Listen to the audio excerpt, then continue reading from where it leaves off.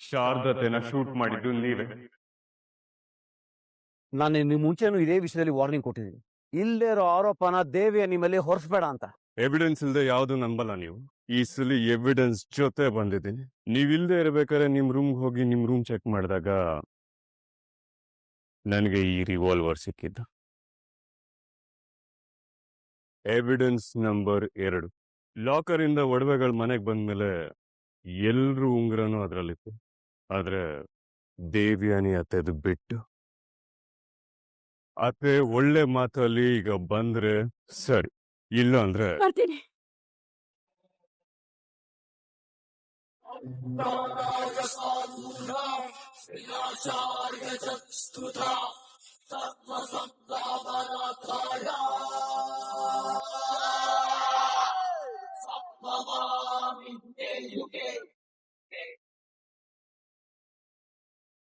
ಅವನ್ನ ಯಾಕೆ ಕೊಲ್ಬೇಕು? ಪಾಪ ಅವರು ಕೊಲ್ಲುವಂತ ತಪ್ಪು ಏನ್ ಮಾಡಿದ್ದಾರೆ?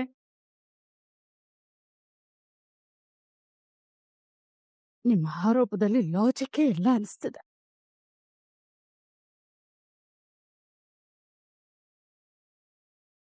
ದ್ವೇಷ,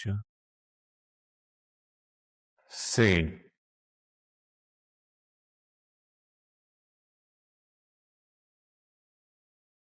ರಮಣ್ ಅವ್ರ ಸಾವಿಗೆ ಶ್ರವಣ್ ಅವರೇ ಕಾರಣ ಅಂತ ನೀವು ಇಮ್ಯಾಜಿನ್ ಮಾಡ್ಕೊಂಡ್ರಿ. ಹಾಗಾಗಿ ಶ್ರವಣ್ ಅವ್ರ ವಂಶನೇ ನಿರ್ವಂಶ ಮಾಡಬೇಕು ಅಂತ, ಅವ್ರ ಮೇಲೆ ಸೇಡ್ ತೀರಿಸ್ಕೋಬೇಕು ಅಂತ ಫಿಕ್ಸ್ ಆದ್ರೆ. ಇಷ್ಟು ಫಿಕ್ಸ್ ಆದ್ಮೇಲೆ ನಿಮ್ಮ ಟಾರ್ಗೆಟ್ ಸೀದಾ ಶ್ರವಣ್ ಅವರು. ಶ್ರವಣ್ ಅವರು ಒಬ್ಬ ಪೊಲೀಸ್ ಆಫೀಸರ್. ಆದ್ರೆ ಅದಕ್ಕಿಂತ ಮುಖ್ಯವಾಗಿ ಒಬ್ಬ ಎಮೋಷನಲ್ ಪರ್ಸನ್ ಅನ್ನೋದನ್ನ ನೀವು ನೀಟಾಗಿ ಕ್ಯಾಲ್ಕುಲೇಟ್ ಮಾಡಿದ್ರಿ.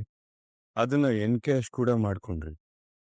ನೀವು ನಿಮ್ಮ ಜೀವನದಲ್ಲಿ ಅನುಭವಿಸಿದಂತ ನೋವುಗಳನ್ನ ಅವರು ಅನುಭವಿಸೋ ಹಾಗೆ ಮಾಡಬೇಕು ಅನ್ಕೊಂಡ್ರಿ.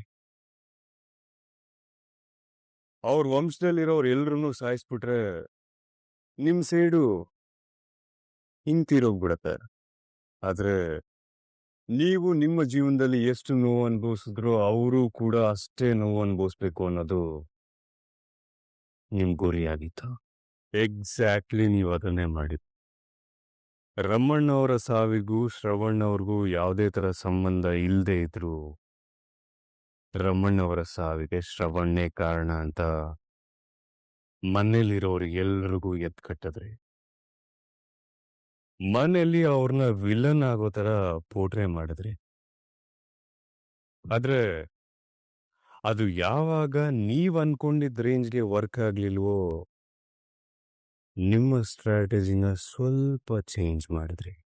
ನಿಮ್ ಕಣ್ಣು ಅವರು ತುಂಬಾ ಪ್ರೀತಿ ಮಾಡುವಂತ ಅವ್ರ ಹೆಂಡತಿ ಶಾರದಾ ಅವ್ರ ಮೇಲೆ ಹೋಗುತ್ತೆ. ಅವ್ರನ್ನ ಕೊಲ್ಬೇಕು ಅನ್ಕೋತೀರಾ. ಇನ್ಫ್ಯಾಕ್ಟ್ ಕೊಲ್ಬೇಕು ಅಂತ ಫೈರು ಮಾಡ್ತೀರಾ. ಶಾರದತ್ತೆ ಸತ್ ಹೋದ್ರು ಅನ್ಕೋತೀರಾ. ಮನಸ್ವಿನಿ ಆ ಜಾಗದಿಂದ ತಪ್ಪಿಸ್ಕೋತಾಳೆ. ಇದೇ ತಾನೆ ಎಕ್ಸಾಕ್ಟ್ ಆಗಿ ನೀವು ಮಾಡಿದ್ದು? ಅದು ನಿಮ್ಮ ಭ್ರಮೆ.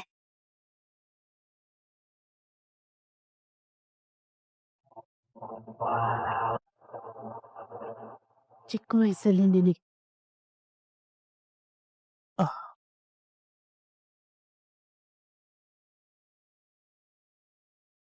ನನ್ನ ಅಳಿಯ ಅಜಿತ್ ಚಿಕ್ಕ ವಯಸ್ಸಲ್ಲಿ ಒಂದ್ಸಲ ತೋಟಕ್ಕೆ ಹೋಗಿದ್ದ ಈಜ್ ಕಲಿಬೇಕು ಅಂತ. ಅವನ ಜೊತೆ ಇಬ್ರು ಹುಡುಗರು ಹೋಗಿದ್ರು. ಬಾವಿಗೆ ಬಿದ್ದು ಈಜ್ ಕಲಿಯಕ್ ಟ್ರೈ ಮಾಡ್ತಿದ್ದಾನೆ. ಯಾವಾಗ ಅವನ್ಗೆ ಕೈ ಕಾಲು ಆಡ್ಸೋಕ್ ಆಗ್ಲಿಲ್ವೋ ಜೋರಾಗಿ ಕಿರ್ಚಿಕೊಂಡ. ಅವನ ಜೊತೆ ಇದ್ದಿದ್ದ ಇಬ್ರು ಹುಡುಗರು ಅವರು ಕಿರ್ಚಿಕೊಂಡ್ರು. ಅದನ್ ಕೇಳಿ ಅಲ್ಲಿ ಹೋಗ್ತಾ ಇದ್ದದ್ ನಾನು ಎರಡನೇ ಯೋಚನೆ ಮಾಡ್ದೆ. ನನ್ ಮಗನ ಬದುಕಿಸ್ಬೇಕು ಅಂತ ಬಾವಿಗೆ ಹಾರ್ಬಿಟ್ಟೆ. ಇದೇ ಕೈಗಳಲ್ಲಿ ಅವನ್ನ ರಕ್ಷಿಸಿ ಅವನ್ಗೆ ಜೀವ ಕೊಟ್ಟೆ, ಮರು ಜೀವ ಕೊಟ್ಟೆ.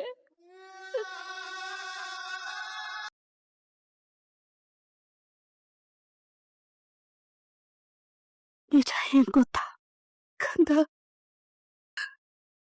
ಆಗ ನನ್ಗೆ ಈಜೆ ಬರ್ತಿರ್ಲಿಲ್ಲ, ಈಜ್ ಬರ್ತಿರ್ಲಿಲ್ಲ.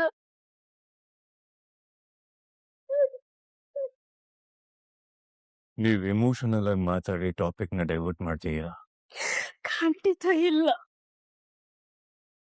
ನನ್ ವ್ಯಕ್ತಿತ್ವ ಎಂಥದ್ದು ಅಂತ ಹೇಳೋಕೆ ಅದೊಂದು ಸಣ್ಣ ಘಟನೆ ನೆನಪಾಯ್ತಾ ಅಷ್ಟೆ. ಶಾರದಕ್ಕನ್ನ ಕೊಲೆ ಮಾಡೋದಕ್ಕೆ ದ್ವೇಷನೇ ಕಾರಣ ಅಂತ ಹೇಳೋದಾದ್ರೆ ಅವತ್ತು ನಾನ್ ಯಾಕೆ ಕಾಪಾಡ್ಬೇಕಿತ್ತು? ಈಜ್ ಬರ್ದೇ ಇರೋ ನಾನು ಬಾವಿಗೆ ಹಾರಿ ನನ್ನ ಅಳಿಯ ಅಜಿತನ್ನ ಯಾಕೆ ಬದುಕಿಸ್ಬೇಕಾಗಿತ್ತು? ಅದ್ರಿಂದ ನನ್ಗೇನ್ ಲಾಭ?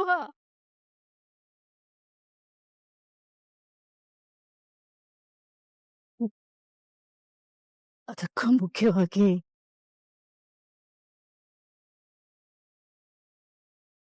ನನ್ ಗಂಡ ನನ್ನನ್ ಬಿಟ್ಟು ಹೋದ್ಮೇಲೆ ಅಂಜು ನನ್ ಹೊಟ್ಟೆಲಿತ್ತು. ಸರಿ, ನಾನು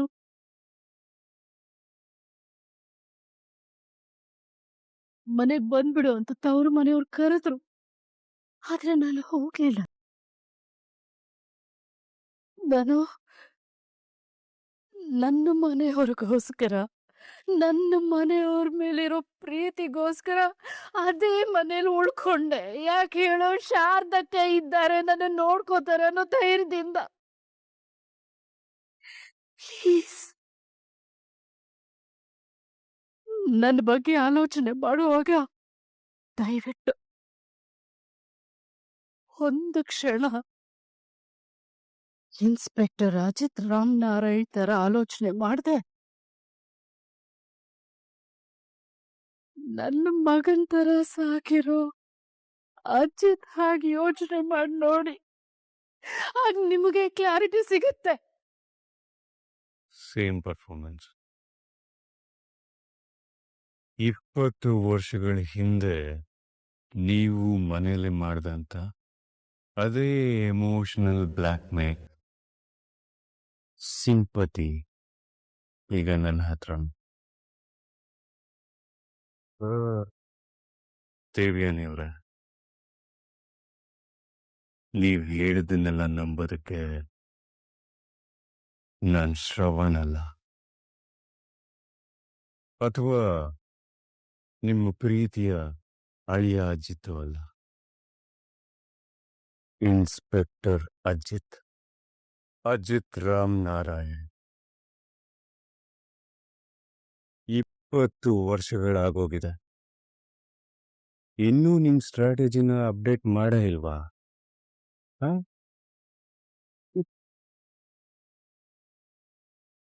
ಈಗ ಮತ್ತೆ ಪಾಯಿಂಟಿಗೆ ಬರ್ತೀನಿ. ನೀವೇ ತಪ್ಪಿತಸ್ಥೆ ಅಂತ ಹೇಳೋದಕ್ಕೆ ನನ್ನ ಹತ್ರ ಎವಿಡೆನ್ಸ್ಗಳಿದೆ. ಎವಿಡೆನ್ಸ್ ನಂಬರ್ 1, ಶಾರದತ್ತೆ ಮೇಲೆ ಫೈರ್ ಆದಂಥ ಬುಲೆಟ್ ರಮಣ್ ಮಾವನ್ ಕಣ್ಣಿಂದ ಬಂದಿರೋವಂಥದ್ದು. ಇದು ರಮಣ್ ಮಾವನೇ ಮಾಡಿರ್ಬೋದು ಅಂತ ಡೌಟ್ ಬರ್ಬೋದೇನೋ, ಅಥವಾ ನೀವು ಹೇಳ್ಬೋದೇನೋ. ಆದ್ರೆ ಆ ಫೈರ್ ಆಗಿರೋದು ರಮಣ್ ಮಾವ ತೀರ್ಕೊಂಡ್ಮೇಲೆ. ಅವ್ರು ತೀರ್ಕೊಂಡ್ಮೇಲೆ ಅವರು ಕೊಟ್ಟಿದ್ದಂಥ ಲೈಸೆನ್ಸ್ಡ್ ಗನ್ ನಿಮ್ಮ ಹತ್ರನೇ ಇತ್ತು. ಇನ್ನು ಎವಿಡೆನ್ಸ್ ನಂಬರ್ 2, ಅಜ್ಜಿ ಫ್ಯಾಮಿಲಿಯವ್ರಿಗೆ ಅಂತ ಮಾಡಿಸಿದ್ದ ಫ್ಯಾಮಿಲಿ ಉಂಗ್ರ ನಿಮ್ಮ ಹತ್ರ ಇಲ್ಲ. ನೀವು ಕಳ್ಕೊಂಡಿದ್ದಂಥ ಫ್ಯಾಮಿಲಿ ಉಂಗ್ರ ಕಳ್ಳಂಗ್ ಸಿಕ್ಕಿದ್ದು ಶಾರದತ್ತೆ ಶೂಟೌಟ್ ಆಗಿದ್ದ ಜಾಗದಲ್ಲಿ. ಇನ್ನು ಎವಿಡೆನ್ಸ್ ನಂಬರ್ 3, ಇದು ಎಲ್ಲದಕ್ಕಿಂತ ತುಂಬಾ ಸ್ಟ್ರಾಂಗ್ ಎವಿಡೆನ್ಸ್ ಆಗುತ್ತೆ. ಯಾಕೆಂದ್ರೆ ನೀವೇ ಭದ್ರಂಗೆ ಸುಪಾರಿ ಕೊಟ್ಟಿದ್ದು, ಭದ್ರ ನನ್ ಕೈಯಲ್ಲಿ ಸಿಗಾಕೊಂಡ್ಮೇಲೆ ನಿಮ್ಗೆ ಅವನು ಸಿಗ್ನಲ್ ಕೊಟ್ಟಿದ್ದು, ನೀವು ಒಂದು ಮರದ ಹಿಂದೆ ನಿಂತ್ಕೊಂಡು ನೋಡ್ತಾ ಇದ್ದಿತ್ತು. ಇದನ್ನೆಲ್ಲ ನೋಡ್ದಂತ ಪ್ರತ್ಯಕ್ಷದರ್ಶಿ ಯಾರು ಅಂತ ಟೆನ್ಷನ್ ಆಗ್ಬೇಡಿ, ಅದ್ ನಾನೇ. ಇದೆಲ್ಲ ಎವಿಡೆನ್ಸು ಸಾಕು ನೀವೇ ಈ ತಪ್ಪು ಮಾಡಿರೋದು ಅಂತ ಹೇಳೋದಕ್ಕೆ. ಅಯ್ಯೋ, ನಾನ್ ಹೇಗೆ ಹೇಳಲಿ? ನಾನು ಯಾವ ತಪ್ಪು ಮಾಡಿಲ್ಲ.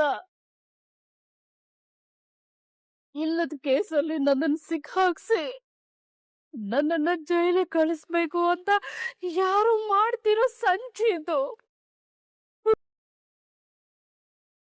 ಸಂಗೀತ, ಅಮ್ಮ ಈ ಮದುವೆ ನಡೆಯೋದು ಬೇಡ ಅಂತಿದ್ದಾರೆ. ಇನ್ನು ಶ್ರವಣನ್ ಕೇಳಿದ್ರೆ ಅವನೇನೋ ಮಾತಾಡ್ತಿಲ್ಲ, ಅವನೇ ಕನ್ಫ್ಯೂಸ್ ಆಗಿದ್ದಾನೆ. ಅಜಿತ್, ಅಂಜುನ್ ಕರ್ಕೊಂಡ. ಸರ್.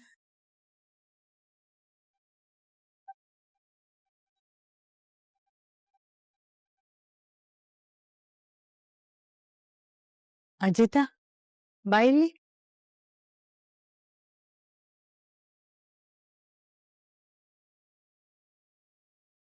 ಹೇಳಿ ಅಚ್ಚಿ. ಈ ಮದ್ವೆ ಬಗ್ಗೆ ಏನ್ ಯೋಚನೆ ಮಾಡಿದ್ಯೋ? ನಿನ್ನ ಅಭಿಪ್ರಾಯ ಏನು?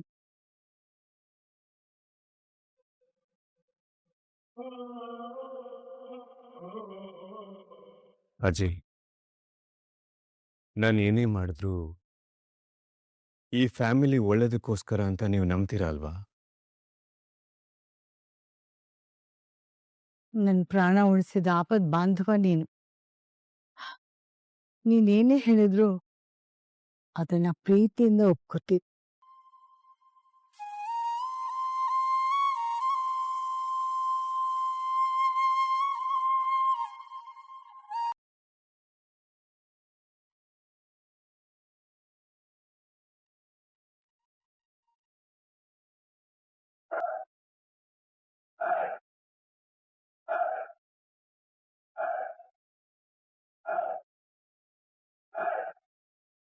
ಮದುವೆ ನಡಿಬೇಕಾಗಿರೋ ಸಂದರ್ಭದಲ್ಲಿ ಈ ರೀತಿ ಎಲ್ಲ ಆಗಿದ್ದು ತುಂಬಾ ಅಂದ್ರೆ ತುಂಬಾ ನೋವಾಗತ್ತೆ. ನಂಗೆ ನಿನ್ ನೋವು ಅರ್ಥ ಆಗತ್ತಾ? ಪ್ಲೀಸ್ ಸಮಾಧಾನ ಮಾಡ್ಕೋ.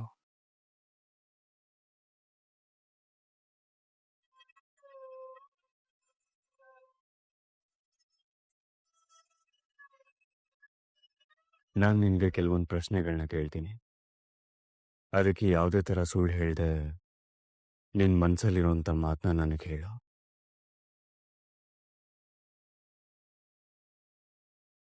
ನಿಮ್ಮ ತಾಯಿ ಬಗ್ಗೆ ನಿನ್ನ ಒಪಿನಿಯನ್ ಏನು?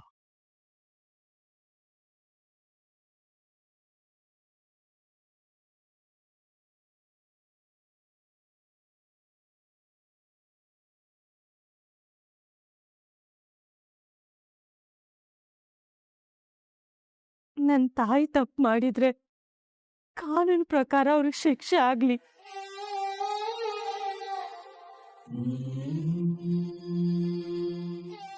ಒಬ್ಬರ ಬಗ್ಗೆ ನಮಗ್ ದ್ವೇಷ ಇದ್ರೆ ಅವ್ರ ಸಹವಾಸ ಬೇಡ ಅಂತ ದೂರ ಇಡ್ಬೇಕು. ಇಲ್ವಾ ಕಾನೂನು ಪ್ರಕಾರ ಹೋರಾಟ ಮಾಡಿ ನ್ಯಾಯ ಪಡ್ಕೋಬೇಕು. ಅದನ್ನ ಬಿಟ್ಟು ಒಬ್ಬರ ಪ್ರಾಣ ತೆಗೆಯೋ ಹಕ್ಕು ಯಾರಿಗೂ ಇಲ್ಲ ಅನ್ನೋದು ನನ್ ಪಾಲಿಸಿ.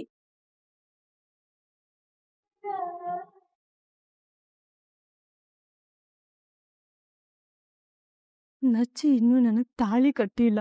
ಆದ್ರೂ ನಾನು ಅವ್ನ್ ಹೆಂಡ್ತಿ ಅಂತಾನೆ ಫೀಲ್ ಮಾಡ್ಕೊಳ್ತಾ ಇದ್ದೀನಿ. ಈ ಮನೆ ಸೊಸೆ ಅಂತಾನೆ ಭಾವಿಸ್ತಾ ಇದ್ದೀನಿ. ಈ ಮನೆಗ್ ಯಾರೇ ಕೇಡ್ ಬಯಸಿದ್ರು ಅದ್ ನನ್ ತಾಯಿ ಆದ್ರೂನು ಅವ್ರು ನನ್ ಶತ್ರುನೇ.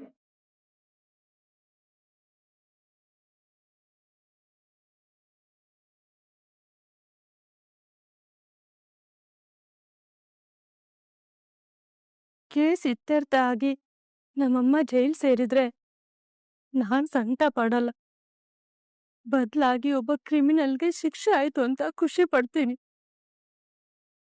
ಅದೇ ನಮ್ಮಮ್ಮ ನಿರಪರಾಧಿ ಅಂತ ಗೊತ್ತಾದ್ರೆ ತಾಯಿ ಅಂತ ಒಪ್ಕೊಳ್ತೀನಿ. ಅಲ್ಲಿವರೆಗೂ ಅವ್ರ ಮುಖಾನ ನೋಡಲ್ಲ, ಅವ್ರ ಜೊತೆ ಮಾತು ಆಡಲ್ಲ ನಾನು.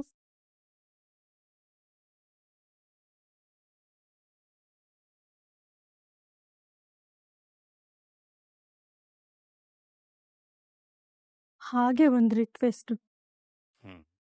ನಾನ್ ನಚ್ಚಿಗ್ ಒಳ್ಳೆ ಜೋಡಿ ಆಗ್ತೀನಿ ಅನ್ನೋ ಕಾನ್ಫಿಡೆನ್ಸು ನಿಮ್ಮೆಲ್ರಿಗೂ ನನ್ ಮೇಲಿದ್ರೆ ಮದುವೆ ವಿಚಾರದಲ್ಲಿ ಒಂದ್ ಡಿಸಿಷನ್ ತಗೊಳ್ಳಿ.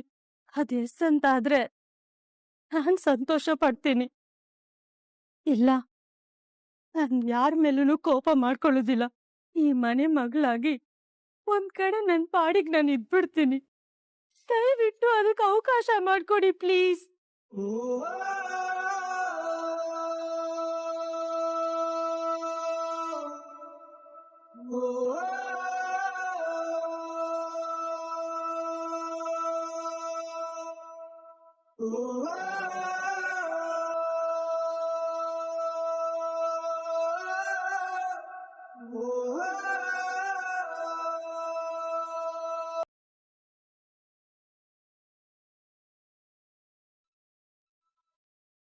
ರಾಚಿ ಬಾಯ್.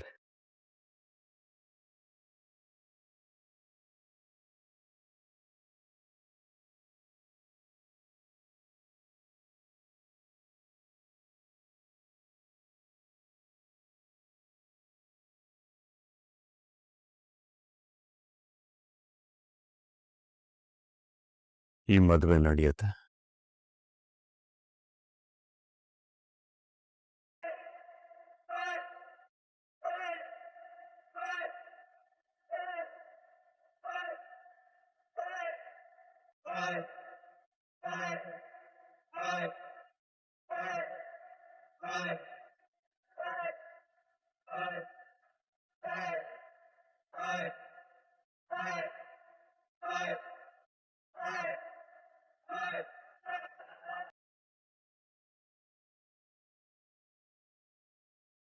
ಒಬ್ಬ ಪೊಲೀಸ್ ಆಫೀಸರ್ ಆಗಿ, ಹಾಗೆ ಈ ಮನೆ ಮಗನಾಗಿ ನಾನು ಯೋಚನೆ ಮಾಡ್ತಿರೋದು ಹೇಗೆ ಅಂದ್ರೆ, ದೇವಿಯನಿ ಅತ್ತೆ ತಪ್ಪು ಮಾಡಿತ್ತು ಅಂದ್ರೆ ಅವ್ರಿಗೆ ಶಿಕ್ಷೆ ಆಗತ್ತಾ? ಇದರಿಂದ ಅಂಜು ಜೀವನ ಹಾಳಾಗಿ ಅವಳಿಗೆ ಶಿಕ್ಷೆ ಆಗಬಾರ್ದು. ತಪ್ಪು ಮಾಡಿದವ್ರಿಗೆ ಶಿಕ್ಷೆ ಆದ್ರೆ ಸಾಕು ಅನ್ಸತ್ತೆ. ಸೊ ಅಂಜನ ನಚ್ಚಿ ಮದುವೆ ನಡೆಯೋದು ನನಗೆ ರೈಟ್ ಅನ್ನಿಸ್ತದೆ.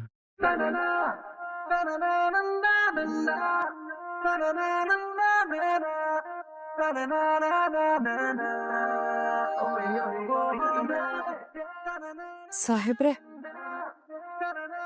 ನಿಮ್ಮ ಹತ್ರ ನಾನೇನೋ ಕೇಳ್ಬೇಕಿತ್ತು. ಅಲ್ಲಲ್ಲ, ಹೇಳ್ಬೇಕಿತ್ತು. ಹ್ಮ್. ಆ, ಅದು ಅಂಜು ಮದ್ವೆ ನೋಡದೆ ದೇವಿಯಾನಿ ಅಮ್ಮನ್ ಕನ್ಸಾಗಿತ್ತು. ನಾವೀಗ್ಲೇ ಹೋಗಿ ದೊಡ್ಡ ಸಾಹೇಬ್ರ ಜೊತೆ ದೇವಿಯಾನಿ ಅಮ್ಮಂಗೆ ಬೇಲ್ ಕೊಡ್ಸ್ಕೊಂಡ್ ಬಂದ್ಬಿಡೋಣ. ಆಗ ಅವರು ಇವರಿಬ್ರು ಮದ್ವೆನ ಸಂತೋಷವಾಗಿ ನೋಡ್ತಾರೆ. ಸರಿನಾ? ನಾನು ನಿನ್ಗೊಂದು ಹೇಳ, ಹೇಳಿ ಸಾಹೇಬ್ರೆ.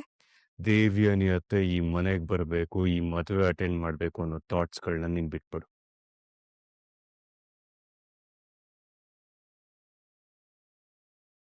ಅವ್ರಿಲ್ದೆ ಈ ಮದುವೆ ನಡೆದ್ರೆ ಮದುವೆ ನಡೆಯುತ್ತ? ಆ, ಬೇಡ ಬೇಡ, ಆ, ಮದ್ವೆ ನಡೀಲಿ ಫಸ್ಟ್. ಮದ್ವೆ ನಡೀಲಿ. ಸರಿ, ನಾನು ಹೋಗಿ ಬಟ್ಟೆ ಬದಲಾಯಿಸ್ಕೊಂಡು ಬರ್ತೀನಿ.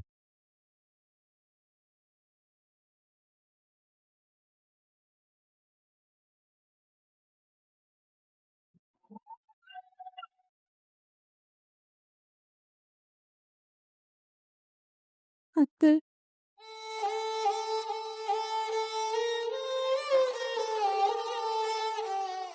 ಅಂಜು ಅಳ್ಬೇಡಮ್ಮ. ದೇವ್ರಿದಾನಲ್ಲ, ಎಲ್ಲ ಒಳ್ಳೇದಾಗತ್ತೆ.